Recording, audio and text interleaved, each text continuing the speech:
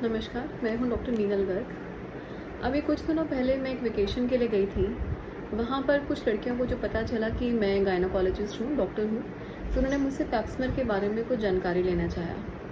मुझे बहुत अच्छा लगा कि आजकल लोग इस चीज़ के बारे में अवेयर हैं और इसके बारे में और जानकारी चाहते हैं। तो आइए आज कुछ देर इस बात करेंगे सर्वाइकल कैंसर की स्क्रीनिंग पैप्समेर के बारे में। स्क्रीनिंग का मतलब क्या होता है? स्क्रीनिंग का मतलब ये है कि आपको वो डिज़ीज़ हुई नहीं है, उसके होने से पहले ही उसको स्क्रीन किया जा रहा है कि कहीं आप में उसकी संभावना कुछ ज़्यादा तो नहीं है। हमारे देश में एक साल में करीब 1,30,000 मामले सर्वाइकल कैंसर के पकड़े जाते हैं। ये बच्चेदानी होती है और ये बच्चेदानी का मुंह है जिसके कैंसर के बारे में हम लोग अभी इस समय बात कर रहे हैं। और हमारे देश में जागरूकता की कमी की वजह से अक्सर जब तक ये कैंसर डायग्नोज होता है तब तक वो ऑलरेडी काफ़ी लेट स्टेज तक पहुंच जाता है, जिसकी वजह से उसका ट्रीटमेंट करना आसान नहीं होता। अगर वही कैंसर आपका बहुत अर्ली स्टेज में पकड़ा जाए, फर्स्ट स्टेज में पकड़ा जाए, तो उसका ट्रीटमेंट कंपैरेटिवली आसान होता है और किया जा सकता है। तो इसलिए इसकी अर्ली डायग्नोसिस, अर्ली इसको डिटेक्ट करना बहुत ज़रूरी है।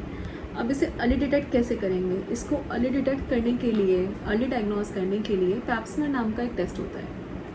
पैप्समेर के बारे में हम बात करते हैं। सर्वाइकल कैंसर का जो मुख्य कारण है वो एक ह्यूमन पेपिलोमा वायरस नाम का एक वायरस होता है, जिसको आम भाषा में HPV वायरस भी कहा जाता है। उसका संक्रमण कहा जाता है। इस वायरस की बहुत सारी किस्में होती हैं, पर इसकी 2 किस्में ज़्यादातर रिस्पॉन्सिबल होती हैं सर्वाइकल कैंसर कॉज करने के लिए। अधिकांश महिलाओं में जो भी फिजिकली एक्टिव कभी रही हैं, उनमें ये वायरस का संक्रमण हो सकता है, पर ज़्यादातर केसेस में ये संक्रमण कुछ टाइम में अपने आप ही क्लियर हो जाता है और उससे महिला को कोई भी परेशानी नहीं होती है। पर किसी किसी केस में ये वायरस लंबे समय तक शरीर में रह सकता है और धीरे धीरे सर्वाइकल कैंसर को जन्म दे सकता है। सामान्य तौर पे ये कभी कभी 10 साल से भी ज़्यादा समय ले सकता है सर्वाइकल कैंसर कॉज करने में। हम देखते हैं कि पैप्समेर कैसे काम करता है। पैप्समेर के लिए ये इस तरह की स्टिक आपकी गायनोकोलॉजिस्ट यूज़ करेंगी और ये आपके गर्भाशय यानी ये बच्चेदानी का मुंह स्वस्थ है कि नहीं है इसको सुनिश्चित करता है। इसके लिए ये जो स्टिक है ये आपकी गायनोकोलॉजिस्ट इंटरनल एग्जामिनेशन के दौरान में इस तरह से बच्चेदानी के मुंह पे बस इसको ट्विस्ट करके इसके सैंपल को एक जार में लैब में भेज देती हैं। बस ये इतना ही सिंपल होता है और उसमें कुल 30 सेकंड का समय लगता है।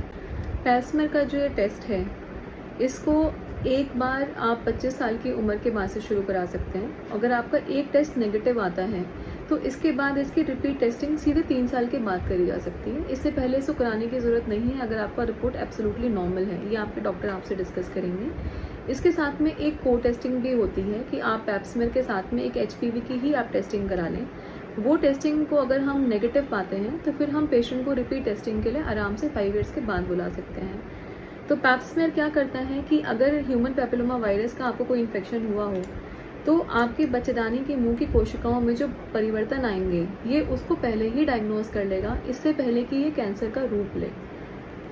ज़्यादातर केसेस में इसके जो परिणाम हैं पैप्समेर के ये नॉर्मल आते हैं और अगर इसका परिणाम नॉर्मल नहीं भी है तो इसमें भी कोई चिंता की बात नहीं है। इसमें भी बहुत सारे प्रोटोकॉल्स फॉलो होते हैं। पेशेंट की रिपीट टेस्टिंग करी जाती है। कभी कभी 1-2 जांच एक्स्ट्रा भी करानी पड़ जाती हैं, जिसमें कि कॉल्पोस्कोपी मुख्य जांच है।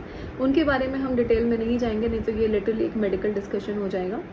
पर अब इसमें इम्पॉर्टेंट ये है कि आपको कितनी एज तक के कराना है। कई बार लोगों के मन में ये भ्रांति रहती है कि अगर हमारा मेनोपॉज हो गया, पीरियड्स आने बंद हो गए, 50 साल हो गए, या अब हम फिजिकली एक्टिव नहीं हैं, हमारा फिजिकल रिलेशनशिप नहीं है पिछले 10 साल से, तो क्या उसके बाद भी आपको ये टेस्टिंग कराना है? तो ये टेस्टिंग आमतौर पे 65 ईयर्स की एज तक कराना चाहिए अगर कोई कभी भी फिजिकली एक्टिव रहा हो। इंटरवल में आपसे पहले ही डिस्कस कर चुकी हूँ कि अगर आपके सारे टेस्ट नॉर्मल हैं, आप सिर्फ पैप्समेर करा रहे हैं तो आप हर 3 साल में करा सकते हैं। अगर आप HPV वायरस की को टेस्टिंग के साथ में आप इसको करा रहे हैं तो आप इसको हर 5 ईयर्स में करा सकते हैं। तो अपने बारे में जानकारी रखना बहुत ज़रूरी है। So stay informed and stay healthy. Good bye.